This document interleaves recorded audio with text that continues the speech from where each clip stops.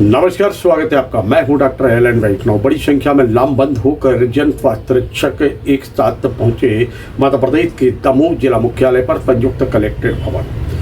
उन्होंने नारेबाजी भी की और साथ में मध्य प्रदेश के मुख्यमंत्री डॉक्टर मोहन यादव के नाम एक ज्ञापन सौंपा। ज्ञापन में उन्होंने मांग की है कि उनके विरुद्ध जो कार्रवाई की जा रही है वो नियमानुसार गलत है।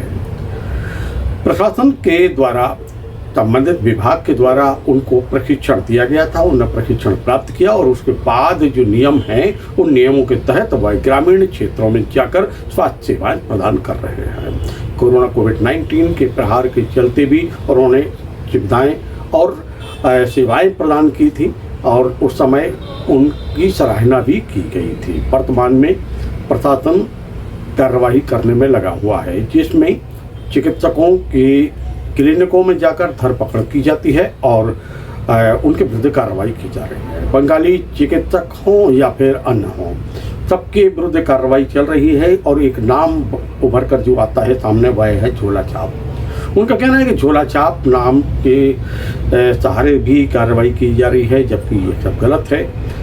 हम सब जन स्वास्थ्य रक्षक हैं। उन्होंने पीड़ा व्यक्त की, कहा कि हम लोगों की बदनामी की जा रही है जो सही नहीं है, इसलिए जो कार्रवाई की जाना है वह कार्रवाई भले ही हो, लेकिन हम लोगों को जो अधिकार दिए गए हैं उन अधिकारों के तहत ही हम कार्य कर रहे हैं, इसलिए हम लोगों के विरुद्ध कार्रवाई करना न्यायोचित नहीं है। इस संबंध में हमने जितेंद्र जैन से चर्चा की, जो कि जन स्वास्थ्य रक्षक आए हुए थे, उनका नेतृत्व कर रहे हैं। अभी जो धरपकड़ जो कार्रवाई डॉक्टरों के खिलाफ, प्रैक्टिशनर के खिलाफ चल रही है, उसकी गिनती में हम जन स्वास्थ्य रक्षकों को भी लिया जा रहा है, जबकि हम लोग 6 माह का प्रशिक्षण प्राप्त, शासन द्वारा प्रशिक्षण दिया गया हम लोगों को। ऐसे जन स्वास्थ्य रक्षक जो कि गांव-गांव में नियुक्त हैं, उनको प्राथमिक सेवाएं देने के लिए नियुक्त किया गया था।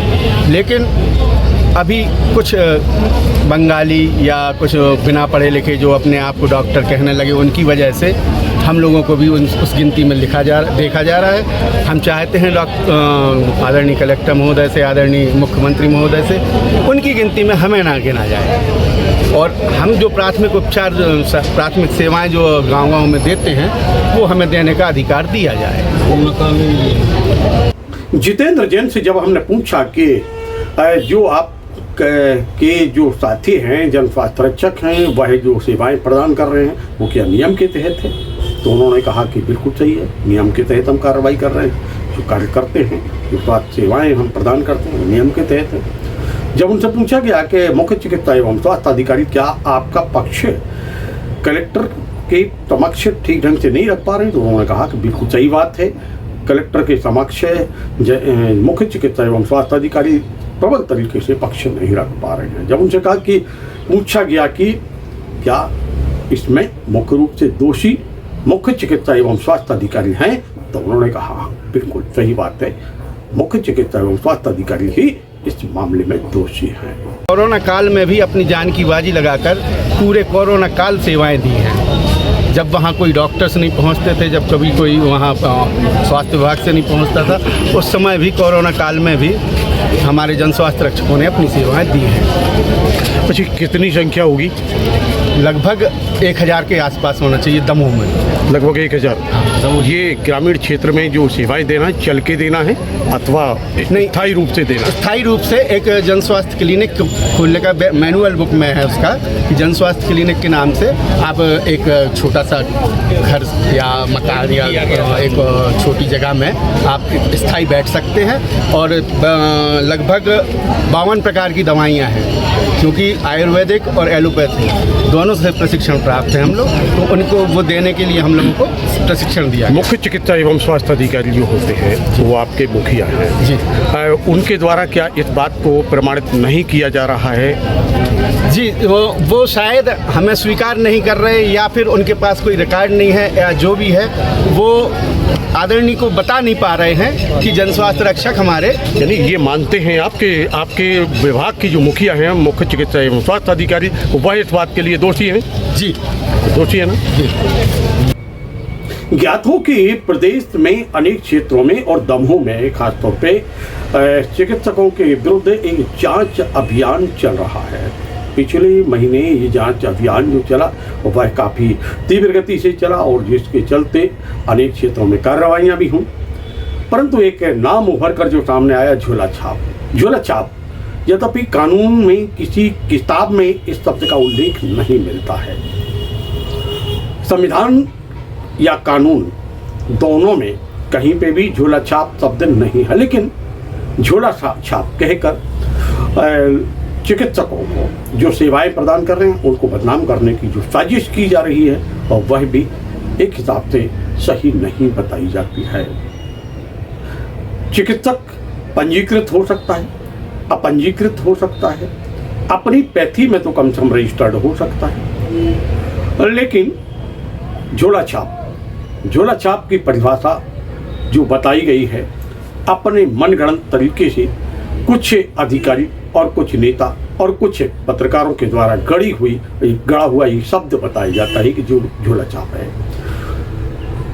इसके हिसाब से जो शब्द का प्रयोग किया जाता है वह है चुभता है, परेशानी पैदा करता है और जो नहीं होना चाहिए इस बात से दुखी ये सब बताए जा रहे हैं और वह चिकित्सक भी जिनको इस नाम से संबोधित किया जाता है।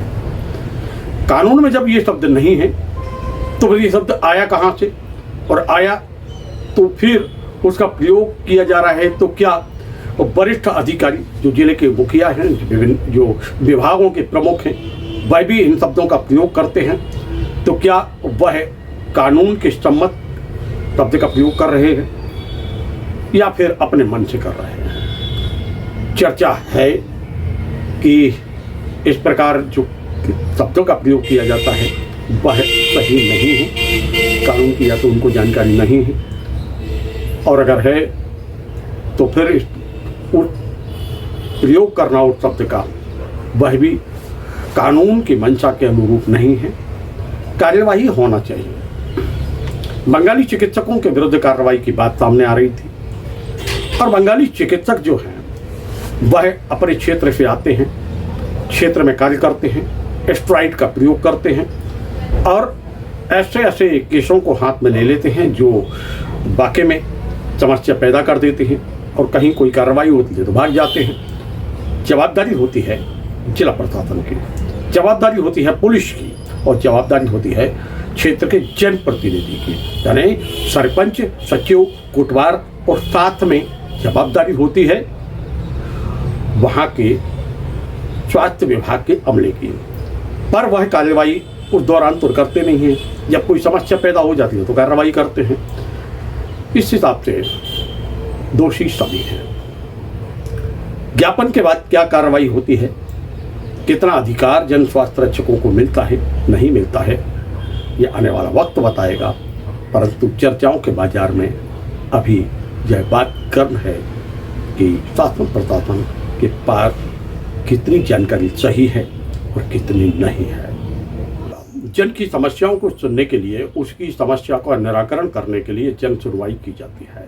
प्रत्येक मंगलवार को जन सुनवाई की जाती है और कुछ विभाग ऐसे होते हैं जिनमें बुधवार को जन सुनवाई की जाती है। मध्य प्रदेश के दमोह जिला मुख्यालय पर संयुक्त कलेक्ट्रेट भवन में बड़ी संख्या में जन अपनी समस्याओं को लेकर पहुंचे। काफ़ी भीड़ थी।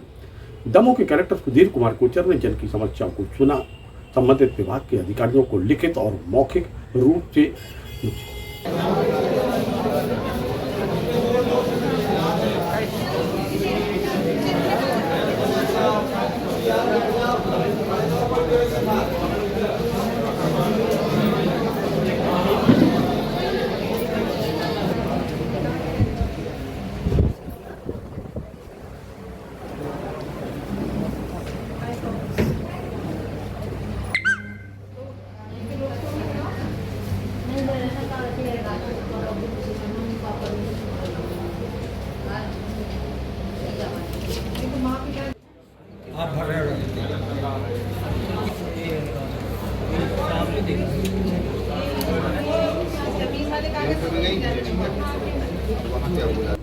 बांसा में हुए तिहरे हत्याकांड के आरोपियों पर लगातार शिकंजा कस रहा है दमोह पुलिस का।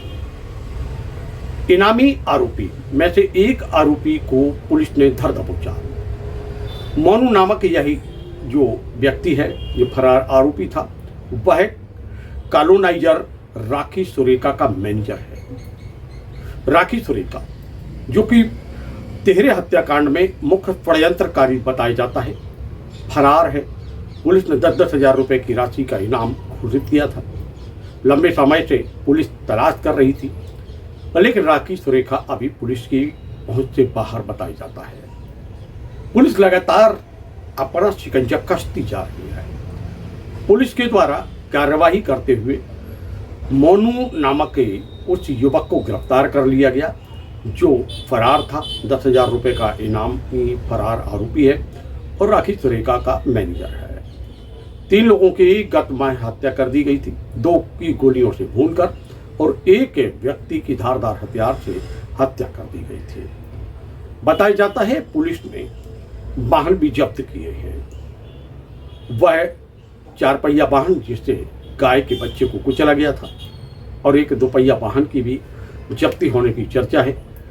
दमोह के पुलिस अधीक्षक त्रुतकृति सोमवंशी ने मामले के संबंध में जानकारी दी।